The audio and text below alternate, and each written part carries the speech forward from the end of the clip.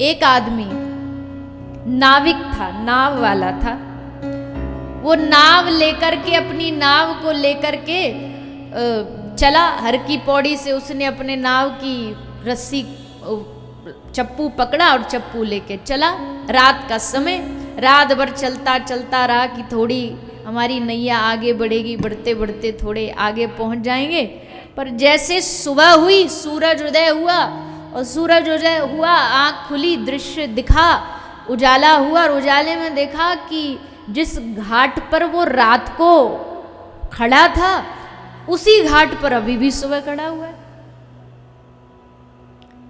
उसकी बुद्धि ने सोचा, पूरी रात तो हमने चप्पू जलाया, पूरी रात हमने मेहनत करी, हाथ दुख रहे, पैर दुख रहे, पर नाव टस से मस नहीं हुई।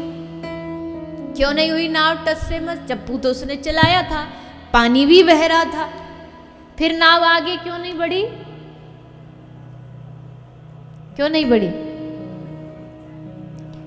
क्योंकि जिस रस्सी से वो बंधी थी, उस रस्सी को खोलना भूल गए।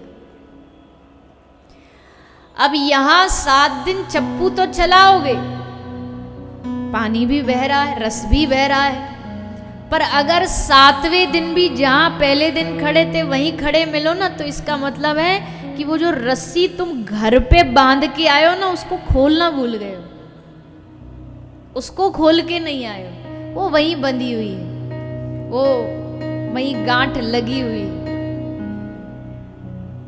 और यहां भी अगर आ गए, तो ये बात मैंने कई बार कथाओं में बोली है, खासकर जब गंगा जी में होती है तब तो जरूर याद आती है कि भाई देखो, लोग आ तो जाते गंगा जी में नहाने, स्नान करने आते हैं कि हे गंगा मैया, हमारे सारे व्यवहार संसार के सबसे दूर करके अपने चरणों में मन लगा ले, ठाकुर जी के चरणों में मन लगा ले, पर मन से घर में ही बंधे हैं। इसलिए जब डुबकी लगाते हैं तो किसके नाम की डुबकी लगाते हैं? अब आप ही बता दो, चलो मैं आप ही सच्चाई सच्चाई बोल दो, किसके नाम की डुबकी लगाते हैं? चिंटू की, चिंटू के पापा की, चिंटू की बुआ की, चिंटू की मौसी की, सारे रिश्तेदार सबके नाम की एक एक डुबकी लगा लेते हैं।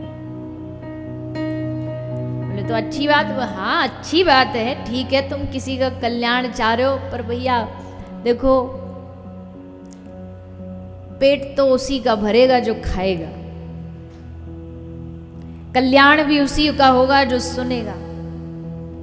तुम तो बस इतना करो, अपने कल्याण पर ध्यान दो, क्योंकि भैया दूसरों का कल्याण तो वही कर पाएगा ना जो पहले अपना खुद का कल्याण तो कर ले।